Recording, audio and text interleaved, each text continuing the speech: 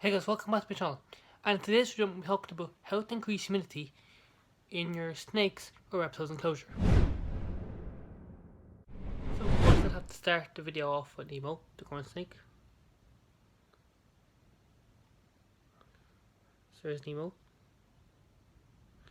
So I'm going to put him back and then I'll restart the video. Because that way I can concentrate on the video. I don't have to concentrate as much as I have to in him. Now, so just let Nemo go back under his bark hide here. And we can get on to the rest of the video. So the very first thing and the most important thing that must be talked about and must be said in a video like this when talking about humidity are hygrometers. Hygrometers are a little box with a probe, a little device that measures humidity in your reptiles enclosure, snakes enclosure, your bedroom. You can use it outside, any hygrometer with your humidity. But they're most important to use with reptiles because they measure humidity in your reptiles enclosure, of course, and then so you know what sort of humidity range is in their enclosure. If you're underproviding humidity or overproviding it, that can cause a respiratory infection and a bunch of problems. But it's mainly very important if you're talking about humidity, worrying about humidity. The first thing you should have or to start with is a hygrometer, and then where to place the hygrometer is the best in the middle of the enclosure. So I see I'll show you Nemo's and Venom's hygrometer now, and show you where they're placed. And then usually where you're supposed to place them in the middle, smack down in the middle of the enclosure.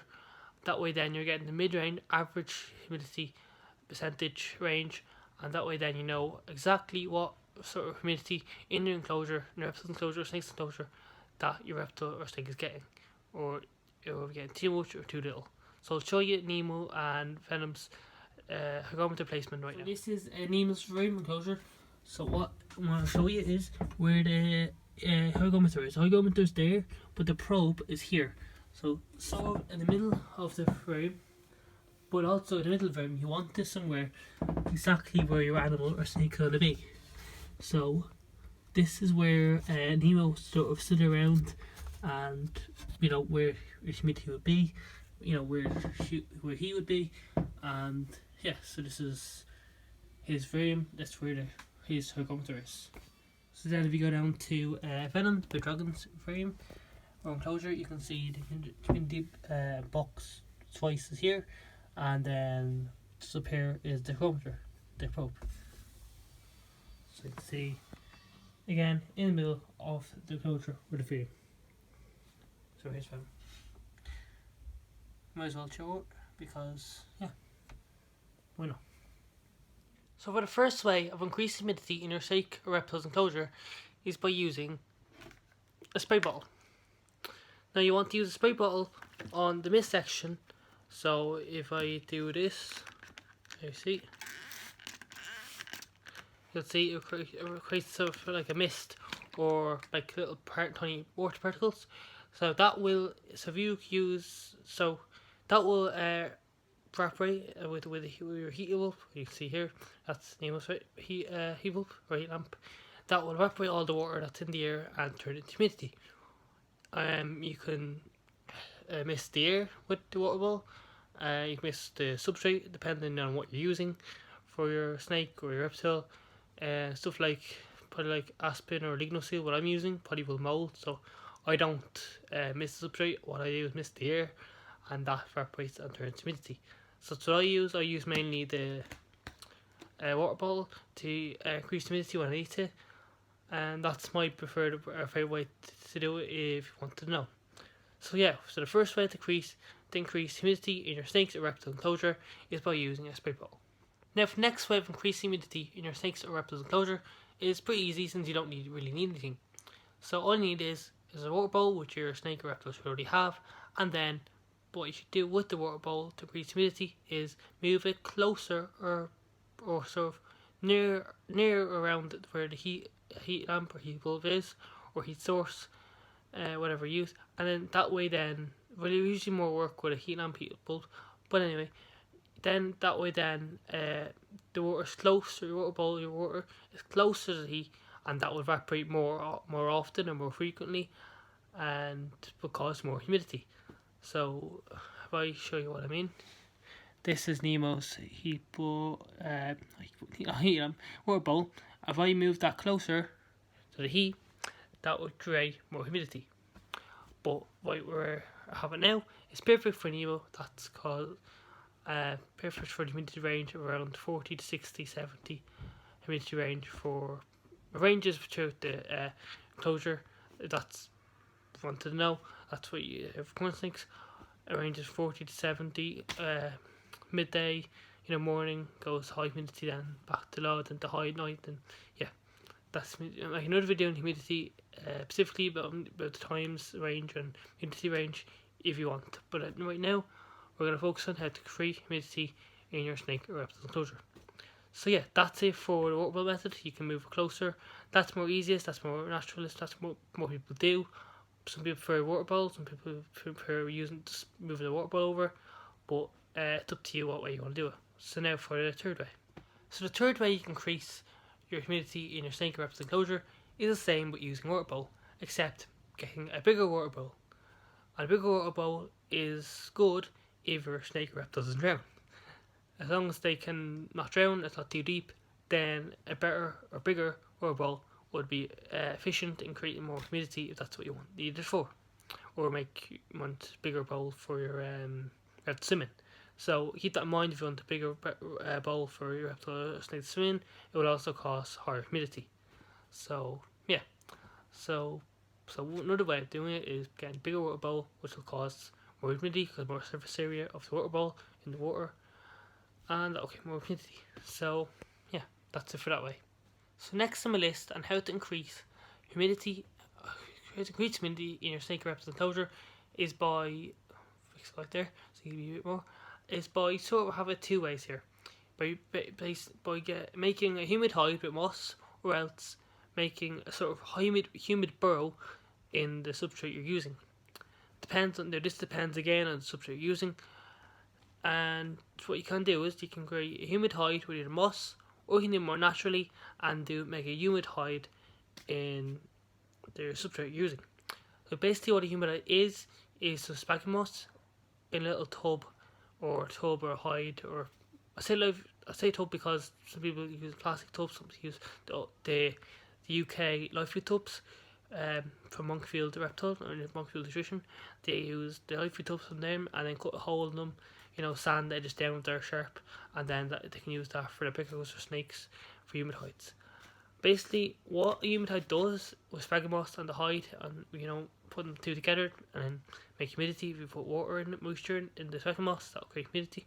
Well, basically, what that's making or trying to recreate is a humid burrow. So, as if you think with burrows in natural outside, natural burrows, you think substrate or the soil layers would be moisture, like most wet or most moist at the bottom, then a little bit more less moist, and at the top the most driest. Doesn't mean like bone dry, just means a bit more drier than the bottom layer of soil. So it's the same thing with your substrate layer in your aquarium. So if I basically go here, this is what I mean is if you have your substrate bedding, you have it here moist, most moist. Up here in the middle, then you'd have it less moist. At the top, you'd have it more less moist, as in more drier. So yeah, that's one way. You can do it more naturally that way, or you can use a humid hide. I don't have sphagnum moss to show you, but I can just show you pictures if you want to move to the side, so I can show you. So this would be sphagnum moss, and then you put the sphagnum moss in your little hide to make a humid hide with moisture of water.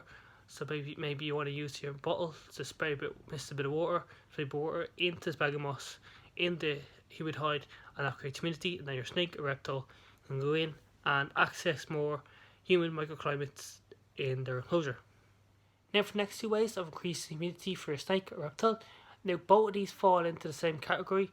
It's like misting, or basically like the last step, or the last sort of way of increasing humidity for a snake or reptile, with sort of misting the substrate to make a humid burrow. Except this, yes, misting the substrate, same thing. But and then also having live plants. Live plants is also a way, sort of like bioactive systems, biosetups. they are a good way of increasing humidity, because then that way they have water in the substrate, in the soil you're using, but also the plants will take in CO2, carbon dioxide, and then emit oxygen, H2O. So yeah, that's another way. Two more ways. Basically, don't misting your substrate same as last time, same as last way, same as last, increased humidity, and then also having live plants. Now, I'd really recommend having live plants. That's a great opportunity. If you can have your snake, that's great. Even though they probably knock them down, say reptiles, they all knock them down, they thrash and step around. Yeah, it's still really enriching, because that way it's still enriching if they want to, destroy things. It's still enriching in some way or other form. They're still enriched by it. So having live plants is great, even if they wreck them. It's still really nice to have live plants and just to take in all that CO2, the old stagnant air, and then put out oxygen and humidity. Because that way then it's taking water, putting water back out, and yeah, plants and resistant substrate. It's a real good way to make humidity in your snake or reptile enclosure. Now, for the very last way, well, at least I can think, if you can think any more of increasing any other ways increasing humidity in your snake or reptile enclosure, then list them below. So the last one or way for this list, for this video at least, is misting systems. Now, misting systems are often used with high humidity needing species of snakes or reptiles, such as green tree pythons, any sort of Colombian rainbows. There are two. I think take two snakes off the top of my head. I can't really think of any more on the spot. But some snakes, some reptiles need high humidity, so a good misting system may be needed, which you can use if your snake or reptile needs high humidity. So misting systems are great because you can time when or how long you want the mist to last. So you can last it for every hour, for 1 minute long, every 2 hours, for 30 seconds long, depending on what way the brand of your mist system works. So mist systems are great for high humidity needing snakes, and then there's another way, or reptiles, and there's another way of increasing humidity in your reptile or snake's enclosure. So that's it for this video on how to increase humidity in your snakes or reptiles enclosures. So I hope you liked the video, and I hope hope any of the points that I shared on how to increase humidity for a snake or reptile really helped increase humidity for your reptile or snake. And then if you have any more ideas or ways of increasing humidity for a snake or reptile in an enclosure, make sure to list them down below, as that'd be much appreciated. And then if you want to check the comments for the people, see if any other people have any other ways of increasing the humidity for snake or reptile enclosures down below. If I've mentioned any that maybe you have missed, and then we'll have some more ways or ideas. Yeah, so that's it for this video. Another thing that I want to mention before we end the video is I would like to do, for next video, I'd like to do enclosure reactions video. So basically where you send me your enclosure, your reptile enclosure, and I have a look at it, your setup, and then a review, basically say what I like about it, what maybe I don't like about it, but mainly what I do like about it, because I like to be positive, of course. Oh, we don't really dark there. That's better. And yeah, so if you want me to send your submission on, I'll leave me email down below. Latents, exotics, and more. I'll leave it in the description, and leave it just there in the video, as you can see. And yeah, that's it for this video. So hope you liked it. Hope, as I said, the points shared, hope they were useful. And if you have any more, write them below in the comments. And yeah, that's it for this video. So again, I hope you enjoyed it. Don't forget to like, subscribe, and see you next video. Bye guys.